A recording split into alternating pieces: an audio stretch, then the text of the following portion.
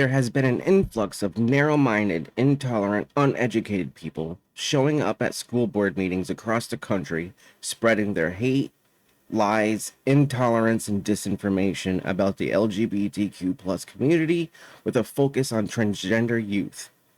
The school board president in the following video shuts these people down in a glorious fashion.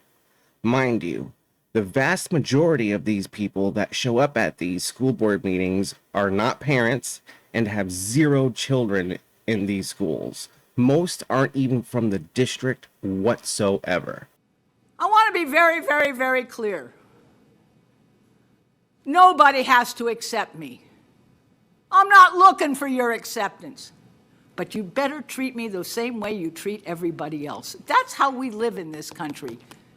You don't have to love me. You don't have to like me. You can think I'm the devil incarnate. But you better treat me like a decent human being, because that's how I treat you, even though you don't believe that I have the right to exist. I read you the entire book. It had one sentence.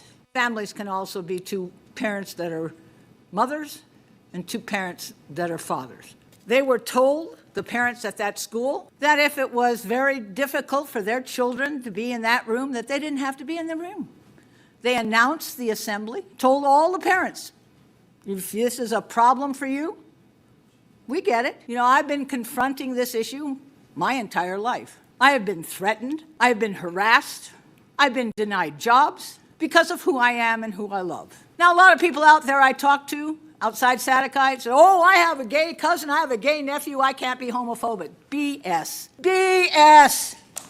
You can be homophobic and have a gay friend, a gay neighbor, a gay son, a gay anything. Talk to all the gay kids that get thrown out of their houses and onto the streets by parents who say, I won't have you in my house any longer.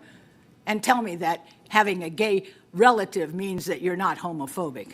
But here's what really scares me. When you have 2 or 3 days of this kind of chaos, of people screaming at the top of their lungs outside a school that read a book with one sentence in it that said, yeah, guess what? Families can include 2 moms and 2 dads. By the way, at the little discussion at the school after that, as soon as the book was over, one of the little girls sitting at my knees said, I have 2 mommies. But a little boy on my other side said, I have 5 grandmas. The idea that there are different kinds of families. The people screaming out at the streets, they didn't get a chance to find out about that because they made a decision based on hearsay. They made a decision based on agitators, not from their community, but from outside their community, who saw an opportunity to take advantage of the real fears of people.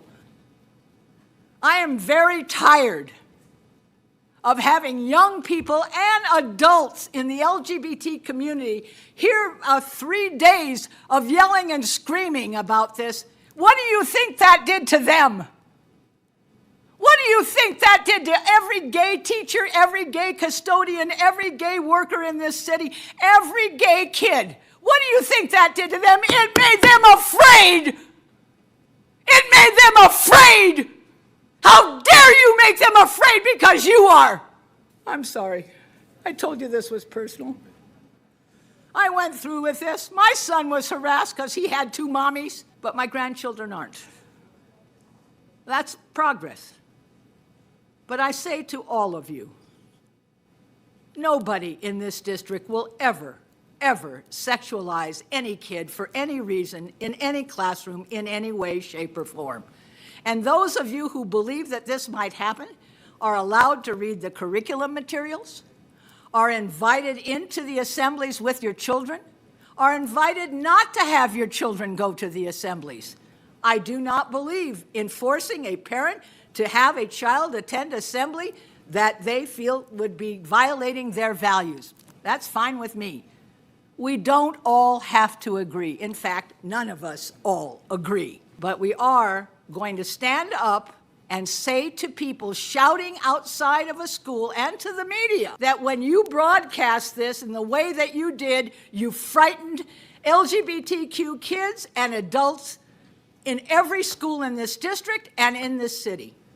And we must take much more care about how we elevate an assembly reading a book with one line, one sentence.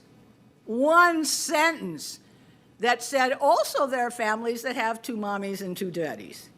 Fear is not our friend. Love is. That was the Sermon on the Mount, and I'm Jewish, and I still say it.